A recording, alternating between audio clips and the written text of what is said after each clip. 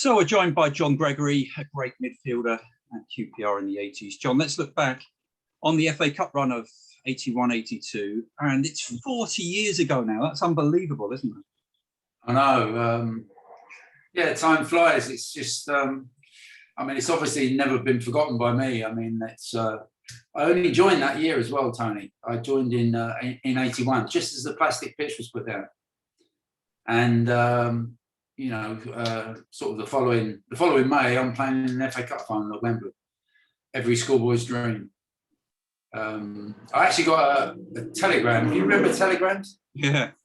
I actually got a telegram from a schoolmate for the final, and he just put every schoolboy's dream, and it was FA Cup final when we were kids. It was, you looked upon it as such an occasion, such an amazing occasion, and it's like a royal wedding, the whole country used to stand still for the FA Cup final. It's obviously lost a little bit of its shine today, but back in those days, to get to play in an FA Cup final was beyond my wildest dreams. And obviously when I signed for Rangers in 81, I didn't realise that sort of 9 months later I was going to be playing in an FA Cup final. It was quite an incredible achievement by the club at the time. Absolutely. Let's go through the cup run then. We started off, we had a home draw in the third round against Middlesbrough. We were second division. They were in the first division. So we were underdogs from the very start, weren't we? Yes, we were, but we always, as you know, we're quite a decent team by then. And obviously that would have been January, I think, that we'd have played Middlesbrough. We'd come into it at the third round, as you said. And, we were quite decent. And we always fancied ourselves at home, obviously, on the plastic. We were very strong there. Teams would come to QPR and they just couldn't cope with the surface. And it gave us a big advantage in many respects. But we didn't manage to beat them. I think we were held to a 1-1 draw. Right.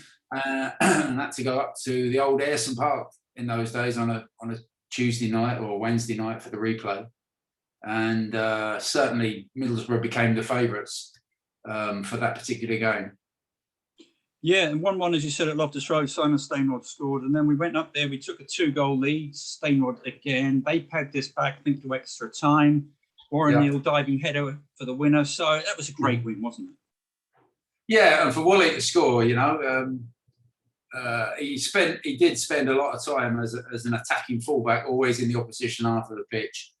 But to get him up in the 6-yard box and score with a diving header, it was a brilliant result for us. And even then, though, I don't really think we started thinking about the final. I can remember that we were obviously much more focused on trying to get promotion, and we were always in and around the top 5 or 6 positions in the league. But we had a problem playing away from home, certainly in the league.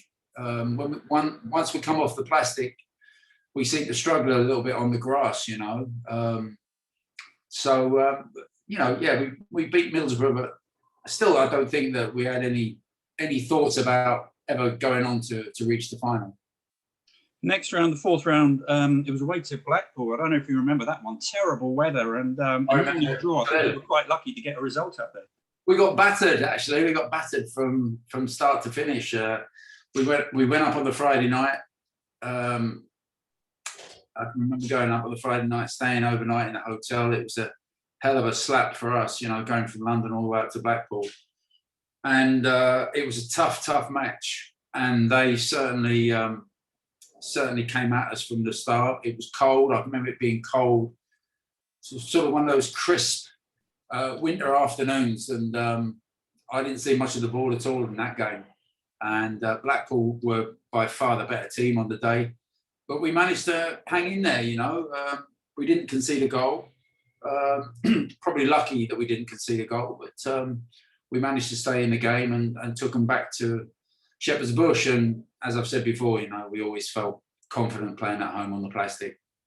Yeah, we won the replay 5-1. Clive Allen scored 4 goals, and he was starting to hit really good form, wasn't he, in that cup run? It was, yeah. His dad used to bet on the opposition. I always remember that. His dad, Les, always used to have a bet on the opposition. Obviously, because if his son's team lost, he still got a couple of quid back from the bookies. So I think he started in the third round. I think he started in the third round match against Middlesbrough, where he had a little flutter, just a couple of quid on the opposition. And yeah, I remember that night, Clive scoring 4. He was he was always a quality player. I remember I'd never seen much of Clive up close. And we both joined, obviously, at the same time, back in 81, at the start of season 81. And Clive obviously came back to Rangers, and it's just a quality finisher. And all he was ever interested in was scoring goals. He was probably one of the main reasons why we ended up getting promotion, because he'd get 3 chances in a match and usually take 2 of them. He was very prolific, and great kid, great trainer, good pro, and certainly we needed his goals that season, and obviously the following seasons afterwards to get us back up into the Premier League. So the next round, the 5th round, Grimsby at home, they were in the same division as us, but they weren't as good as us. We won 3-1. I think that was quite comfortable that day, wasn't it?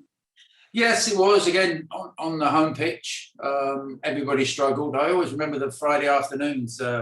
We used to train on the pitch on a Friday morning, and then the opposition were allowed to use the pitch on the Friday afternoon. And we would often hang around to watch them and just have a little look at them, see how they cope with it. And when you went on it the first time, I can just remember watching the opposition falling all over the place, slipping on the surface. And if you were sort of running towards the terrace, you were chasing the ball, you're running towards the terrace, you couldn't stop, man. There was just no way. And if you weren't used to it, you just used to watch them training on a Friday afternoon. You see them crashing into the wall on the Ellerslie Road side as well. It used to get a little bit icy over that side as well.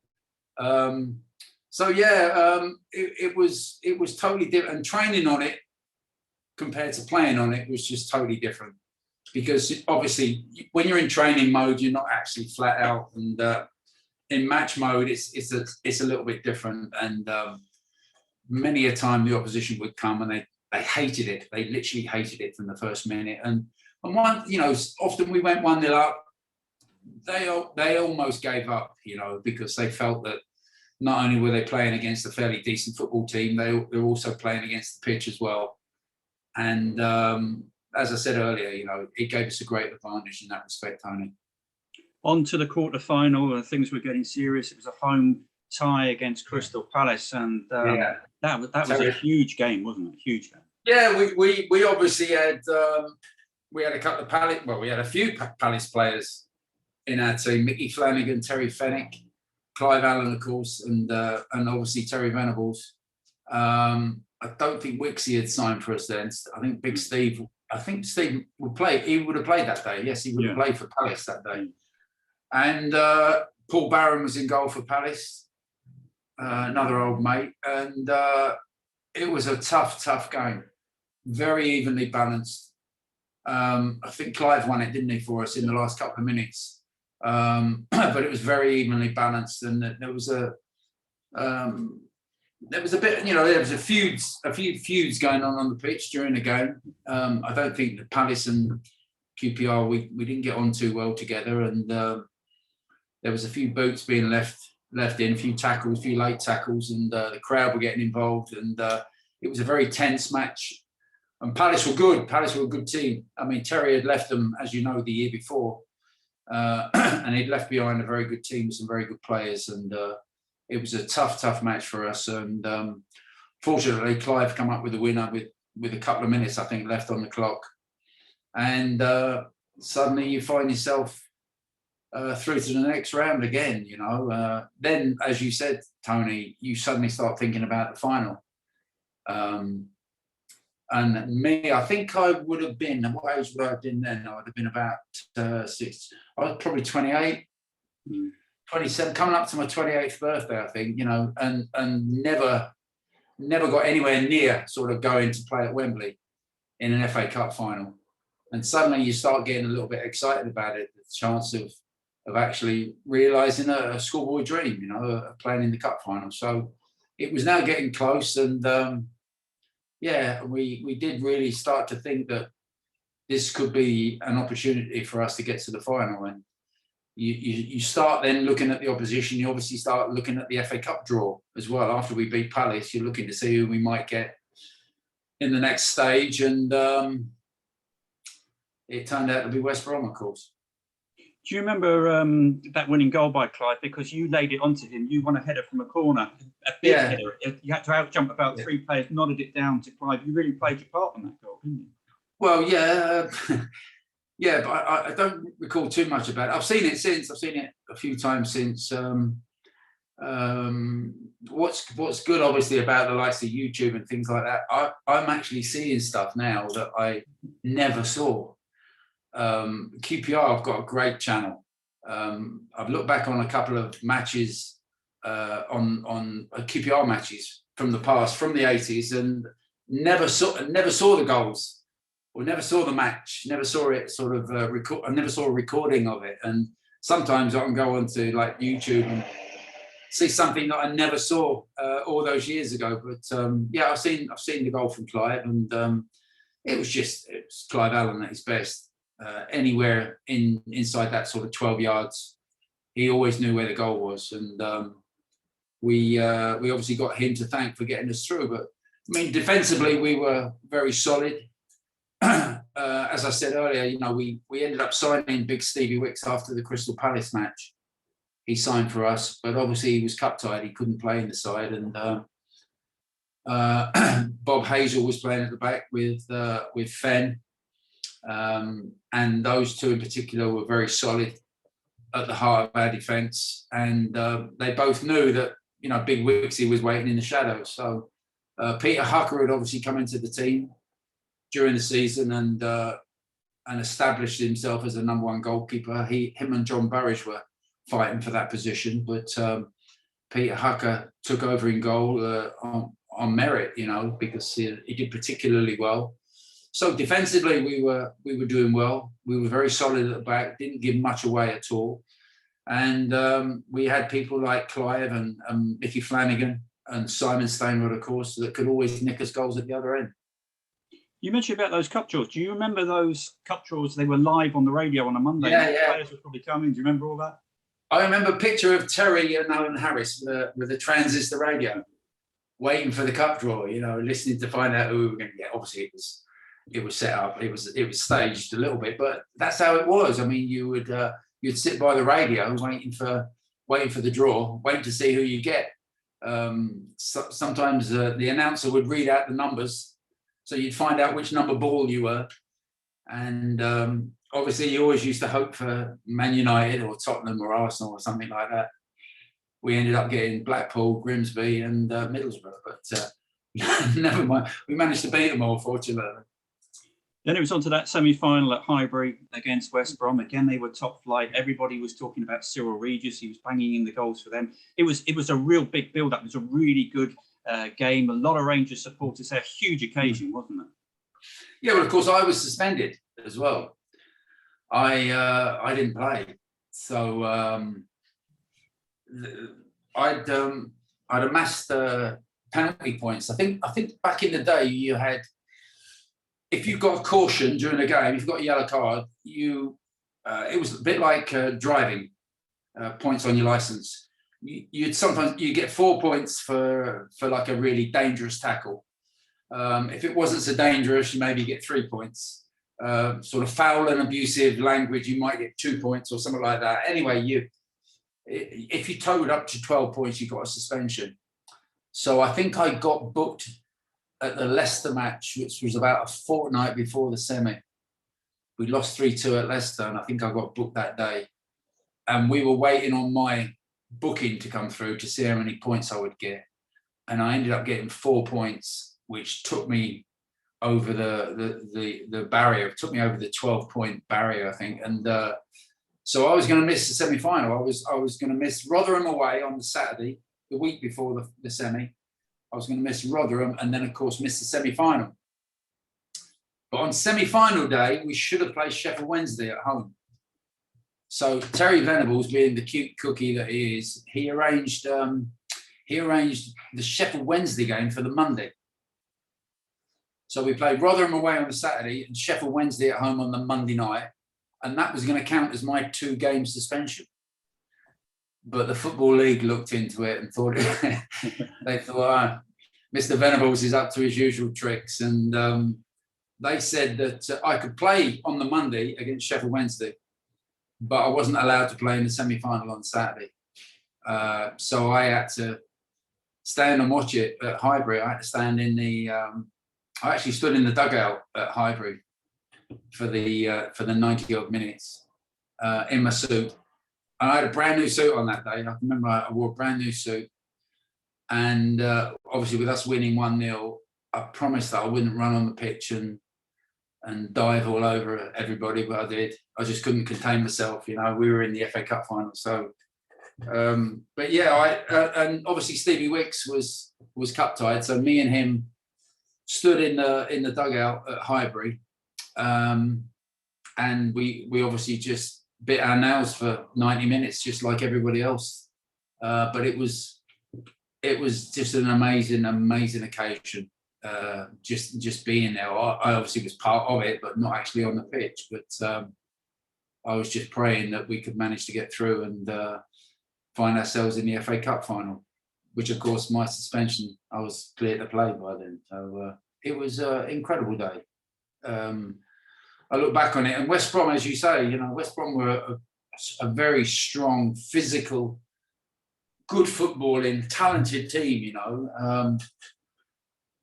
And we're on a neutral ground as well, so you know the fans were pretty even. You know, 20,000 from each club, I would imagine. And it was tough. It was a tough game for us, but as I said earlier, you know, defensively we were set up really well defensively with Fenn and Bobby Hazel at the heart of our defence, and Peter Ucker behind us. It was a great day, and a day that I will never forget. Even though I didn't actually take part on the pitch, I still was obviously played a huge part in just being part of the group. And I can remember at the end of the game, after we got ourselves back in the dressing room, you know, you sit there and the realization of what's just happened. You know, we're little old QPR. You know, we're in the Championship or Division 2 as it was in those days, and we've got ourselves in the final. And obviously we knew who our opponents were going to be by then. Yeah, it was Spurs at Wembley. You were back. And as you said, it was the biggest event of the football season. The build-up on the television used to start at 9 o'clock in the morning, didn't it? And people used to sit there all day watching it. Well, you know, I kind of, I would liken it to it's like a royal wedding. You know, it's like William and Kate, when they got married, you know, the whole country comes to a standstill because of their wedding. And during our time, you know, certainly in the 80s, it was, it could be likened to a royal wedding. The whole day, the whole country came to a standstill because of the FA Cup final. And as you quite rightly say, you know, the programs would begin at 9 o'clock that morning. And, you know, as a kid growing up, I was 6. My first FA Cup final was actually Wolves versus Blackburn Rovers in 1960. I can remember sitting down with my dad watching it and totally getting hooked. I just couldn't believe what I was seeing in front of me, you know, 100,000 people at Wembley and seeing when they celebrating the goals and things like that. And it was just amazing. I was hooked from that minute. And obviously then growing up watching all the 60s and 70s FA Cup finals and suddenly finding yourself in one yourself, you know, it was a schoolboy's dream to actually play in an FA Cup final. It was like the ultimate. It took precedent over sort of winning the first division, winning the Premiership. To play in an FA Cup final was just incredible, because you know that it was being shown all over the world as well. I mean, the year after 82, that year we actually went to America. We went to the States, QPR. At the end of the season, we went out to the States, and we were all celebrities. You know, we played 2 games. We went out. We played Tulsa Roughnecks, and we went to San Jose Earthquakes, and we were showed off seriously as celebrities. Everybody had watched us play in the English FA Cup final. That's how big it was, you know, that game. So yeah, it used to start on the TV Saturday morning. It's a knockout. I think it's a knockout, QPR versus Spurs, and then there was various sort of quizzes and God knows what else going on telly. And there was obviously interviewing all the players. I think back in the day, the captain used to introduce his team, didn't he? Yeah. And you sort of see behind the scenes sort of players at home washing up and things like that, you know, which you wouldn't necessarily normally see. So the whole FA Cup final was just a huge event, and as I said, you know, you did become a big celebrity from being involved in the FA Cup, and we tried to obviously focus on. I think that year we got sponsored by the Milk Board. I can remember having a photo shoot, all drinking pints of milk and throwing it over each other, and God knows what else. But yeah, it was a very, very happy time for everybody connected with QPR. So the final itself against Spurs, they take the lead, but we battled back. Terry Fenwick heads the equaliser, and it was great to get a draw. Spurs were a very good side, but it was a very good QPR performance as well in that first game, wasn't it? Yeah, it was, and you know, you obviously want to play in the final. You want to make an impression. You want to do well. You don't want to. I mean, we obviously started as the underdogs, big underdogs. Spurs had a hugely talented team. We knew that it was going to be really tough for us and really difficult, but you know, we still fancied ourselves to do something. We'd had a good season. Things were going well for us. We're a good footballing team. We're very, you know, Terry had us very well organised, very well drilled. We had, you know, countless free kicks and corners that we'd worked on day after day after day. And, you know, we were really up for it. We had match winners in the likes of Simon Stonerod and Clive Allen. At any stage of the game, if they got half a chance, you knew that they'd score. And it was a very even match. And as you say, you know, going into the last 4 or 5 minutes of the match, we'd done particularly well just to sort of only be 1-0 down. And we got a chance, and Fen managed to get on the end of a long throw from Stan. And I think Big Bob Hazel flicked it on. And there was Fen at the back post to get the equaliser. And it felt like a victory, you know, Tony. It really felt like a victory. When you score late in a game like that, we went off the pitch, you know, full of happiness that we'd actually achieved something. We'd held Spurs to a 1-1 draw. And the great thing was, of course, we went back again on the Thursday. And that was lovely. That was something lovely to think about over the weekend. I'm going back again on Thursday. I'm going to do it all over again. You know, I get, not only have I played in one FA Cup final, I get the chance to play in another one on Thursday. So in that respect, it was a great weekend. And I can remember our party on the Saturday night. We stayed at the Royal Lancaster in the West End, and we had a party on the Saturday night, and it was brilliant. You know, Terry just said basically just relax, have a few pints. We've got the day off tomorrow. We'll see you on Monday. And everyone just had a great night on the Saturday night. And as I said, it almost felt like we'd won it, you know, because we scored so late in the match. And it was against Tottenham, and we were the underdogs. So we, as I said, we got to do it all again on the Thursday night. But of course, there was a bit tinged with disappointment because Glenn Roeder suffered the same as I did for the semi-final. He got suspended for the final, for the replay, sorry, on the Thursday night, because he got sent off at Luton. We lost at Luton in one of the final games towards the end of our league season, and he got sent off in that game, which consequently meant he played in the first final on the Saturday, but he got suspended for the replay. So we lost one of our good players, and unfortunately, he couldn't play, but Tony Curry ended up taking over as captain. And as you know, on the Thursday night, we just got beat by a penalty. So it was a bit of an anticlimax, I have to say, the Thursday night. But on that Thursday night, after they scored that penalty, we dominated. I mean, Gary Micklewhite had a perfectly good goal disallowed. You hit the best volley from the edge of the box over the keeper, bounces back off the underside of the crossbar. We did everything but score, didn't we? We did, and you know, we come up. I mean, even though we lost, which, you know, at the end of the day, it's all about winning.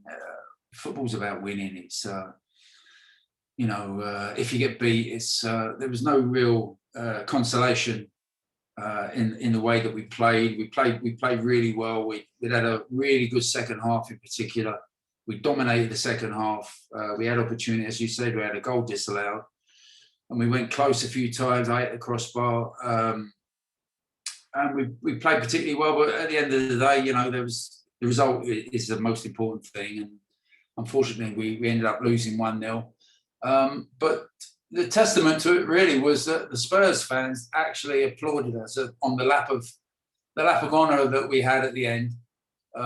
We had to go past all the Spurs fans, and they they stood up and applauded us, which it kind of told you that they appreciate that we played particularly well that night, and were probably unlucky to not take the cup itself, you know. So it was a nearly, but at the end we just probably didn't quite have enough on the night, and Spurs ended up as the cup winners. Well, just finally, John, great talking to you. And these are really good memories. It sounds as if you have lovely affection for your time at QPR. And we should remember as well, you won several England caps as a QPR player, which were a great honour for you and for Queen's Park Rangers. Yeah, well, I signed in 81. I sat down with Terry and obviously signed a contract. And we started the season, and I think we played about half a dozen games. And he called me in the office one morning, wanted to chat. He sat me down. He said, "You know, you're going to play for England this year." And I said, "Well, you're joking. What are you talking about?" And he said, "No, you'll play for England this year." And I said, "Well, hopefully I will." But he said, "No, you will. Don't worry." He said, "Just keep doing what you're doing and all that." And I loved my time there. I didn't play that season, but I ended up playing the following season in the national team. And that was because the following year, of course, we finished 5th in the Premiership. We finished 5th. We got promoted and finished 5th. I mean, that's unheard of in these days, you know. We beat Arsenal home and away that year, 2-0 at home and 2-0 away. That's how good we were. We had a good team, good squad, good set of lads, and we had a great coach. And he obviously developed, even though I was quite an old player, he developed me, and I ended up playing in the England team at 29 years old. I was one of the oldest debutants, I think, ever. But that was down to Venables, and that was down to the team that we had at QPR. And the great thing about it, Tony, was that almost that FA Cup team that we had was almost the team that played the following season. You know, we didn't suddenly go out and buy 10 replacements. We literally had the same team the following season in the Premier League, and we ended up finishing 5th, which was testament really to the manager and to the players that were actually in that side. You know, there was some great footballers, and I'll remember them all for a long, long time, mate. Those happy memories to stay with me a long time, and they'll be mine forever. John Gregory, thanks very much. You're welcome.